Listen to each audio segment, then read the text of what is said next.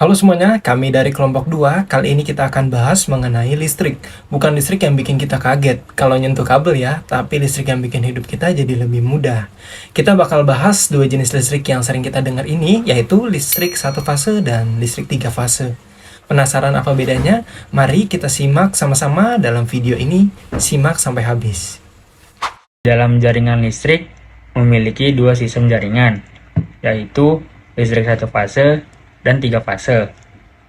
Biasanya untuk listrik satu fase itu mengalirkan tegangan sebesar 220 volt, sedangkan tiga fasenya mengalirkan tegangan sebesar 380 volt. Kedua jaringan listrik ini memiliki keterkaitan satu sama lain yang sangat penting dalam kehidupan sehari-hari, mulai dari kegiatan rumah tangga, perkantoran, industri kecil, industri besar, lingkungan sekolahan, dan lain sebagainya.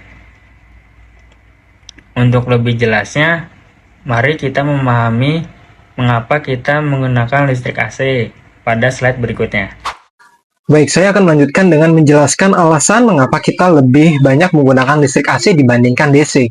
Mungkin beberapa dari kalian sudah tahu, transmisi listrik membutuhkan tegangan yang sangat tinggi agar kerugian daya bisa diminimalkan selama pengiriman. Oleh karena itu, kita lebih banyak menggunakan AC karena bisa dengan mudah menaikkan atau menurunkan tegangan menggunakan transformator. Dan perlu kita ketahui, trafo ini hanya bisa bekerja pada arus AC dan tidak pada arus DC. Jadi inilah alasan mengapa listrik AC lebih dominan digunakan terutama dalam sistem distribusi listrik di seluruh dunia. Oke, di sini saya akan melanjutkan slide berikutnya, yaitu apa sih listrik satu fase itu? Listrik satu fase merupakan sistem distribusi listrik AC, jelas, kadang-kadang pakai pembangkit, di mana semua sumber tegangannya serempak. Distribusi satu fase digunakan ketika sebagian besar bebannya merupakan sarana pencahayaan pemanasan. Nah, jadi listrik satu fase ini dia itu sistem listrik satu fase biasanya digunakan sebagian besar di rumah tangga lah, di perumahan. Sistem ini lebih sederhana dan sering digunakan untuk beban seperti penerangan, pemanasan air, ya biasa yang buat digunakan di rumah sehari-hari ya. Kalau untuk di pabrik itu dia beda lagi untuk kealiran listriknya, pasti dia lebih besar. Untuk rumah tangga seperti elektronik juga, walaupun sederhana, sistem ini itu sangat efisien, irit lah seenggaknya, sesuai karena kebutuhan. Tapi kurang cocok biasanya untuk di dunia perindustrian, pabrik khususnya ya. Nah, mungkin itu nanti bisa dilanjut dengan jelasannya dengan saya. Kita akan mengenal tentang kelebihan dan kekurangan listrik satu fase. Kelebihan listrik satu fase diantaranya sederhana dan ekonomis, pengaruh skin effect tidak signifikan, kemudian memudahkan perencanaan motor listrik dengan kecepatan rendah. Sedangkan untuk kekurangannya yaitu diantaranya hanya terdiri dari dua penghantar saja, yaitu fase R dan neutral. Kemudian beban yang besar ditampung oleh satu penghantar saja. Kemudian pada generator satu fase, generator menjadi lebih besar. Lalu kita akan mengenal listrik satu fase.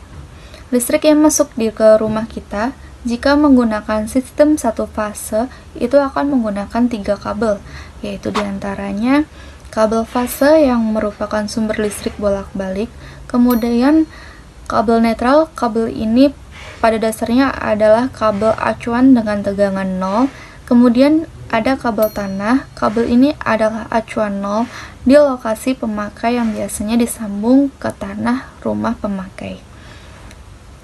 Kemudian kita akan mengenalkan rumus-rumus pada perhitungan listrik satu fase.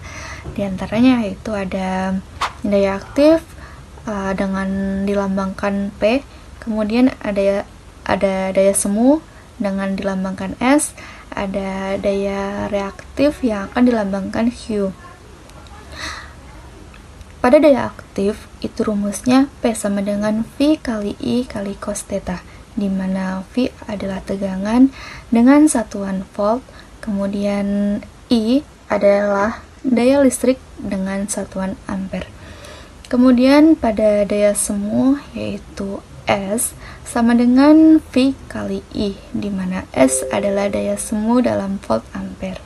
Kemudian yang ketiga ada daya reaktif atau Q, di mana Q sama dengan V kali I kali sin theta, di mana Q adalah daya reaktif dalam volt ampere reaktif.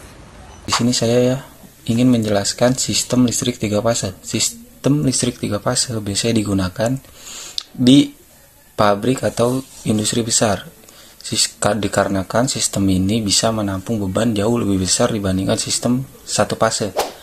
Dalam sistem ini terdapat 3 kawat fase, yaitu R, S, dan T, serta kawat netral yang menjadikan lebih stabil dan efisien untuk menyalurkan daya dalam skala besar. Umumnya listrik 3 fase memiliki tegangan sebesar 380 volt. Selain lebih stabil, sistem ini juga dapat efisien dalam menyalurkan daya.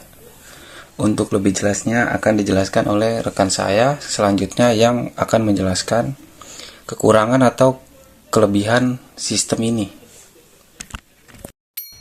Sebelum diterangkan terkait kekurangan dan kelebihan dari sistem listrik 3 fase ini, ada wajibnya kita ketahui ada 2 jenis tegangan yang terdapat pada listrik 3 fase ini. Yang pertama ada yaitu VPP atau tegangan antar fase dan VPN tegangan fase ke netral. Tegangan antar fase atau VPP adalah tegangan yang diukur antara 2 konduktor fase dalam sistem 3 fase. Misalnya, jika kita mengukur tegangan antara fase R dan fase S, kita akan mendapatkan tegangan VPP. Lalu, tegangan fase ke netral atau VPN adalah tegangan yang diukur antara satu fase, misalnya fase R, dan titik netral dalam sistem 3 fase.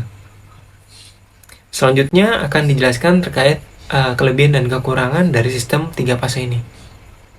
Tadi di atas sudah dijelaskan mengenai penjelasan listrik 3 fase, dan sekarang saya akan menjelaskan keuntungan dan kekurangan dari listrik 3 fase. Keuntungan listrik 3 fase itu adalah dari segi penyalur daya yang lebih besar ya daripada yang 1 fase. Penyalur daya yang dihasilkan 3 fase itu sebesar 380 volt, sedangkan yang 1 fase itu 220 volt. Jadi stabilitas listrik 3 fase itu sangat tinggi ya. Banyak yang sehingga banyak digunakan di sektor industri, pabrik, hotel, apartemen, perkantoran, itu banyak yang menggunakan listrik 3 fase, yaitu karena daya yang dihasilkan listrik 3 fase itu lebih besar ya daripada 1 fase. Ya mungkin adalah yang menggunakan 1 fase, cuma sebagian sih, mungkin kayak lampu pakai 1 fase.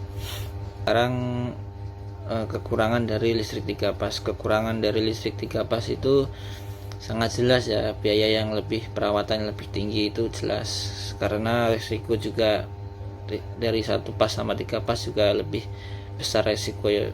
3 fase kalau misalkan kena listrik juga ya lumayan ya, namanya listrik 3 fase daya yang lebih besar.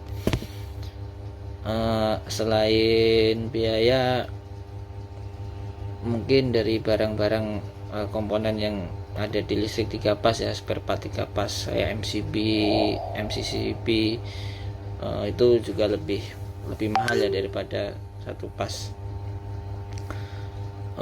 Selain itu mungkin ada lagi kekurangannya yang sering terjadi di pabrik perkantoran ya, semualah yang menggunakan listrik 3 fase itu sering terjadinya hilang 1 fase di 3 fase, itu sering.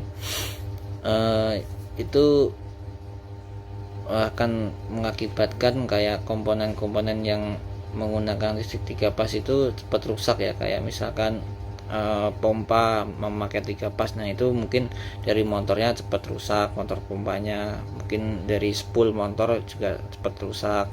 Nah itu bisa jadi ya mengakibatkan yang hilang 1 fase. Baik, pada listrik 3 fase ini ada rumus-rumus dasar yang perlu kita ketahui. Yang pertama yaitu ada daya aktif yang dilambangkan dengan huruf P, yang kedua ada daya semu yang dilambangkan dengan huruf S, yang ketiga itu ada daya reaktif yang dilambangkan dengan huruf Q. Untuk menemukan hasil dari daya aktif atau P ini, perlu diketahui dulu hasil perkalian dari akar 3 dikali I dikali cos theta, di mana I di sini adalah daya listrik dengan satuannya yaitu ampere. Yang kedua, untuk menemukan hasil dari daya semu atau S, perlu diketahui perkalian dari akar 3 dikali V dikali I. Di mana V di sini yaitu tegangan fasa dengan satuannya yaitu volt dikali dengan I. I itu yang tadi daya listrik dengan satuan ampere. Yang ketiga yaitu ada daya reaktif. Untuk menemukan hasil dari daya reaktif atau Q ini, perlu diketahui perkalian dari akar 3 dikali V dikali I dan dikali sin theta.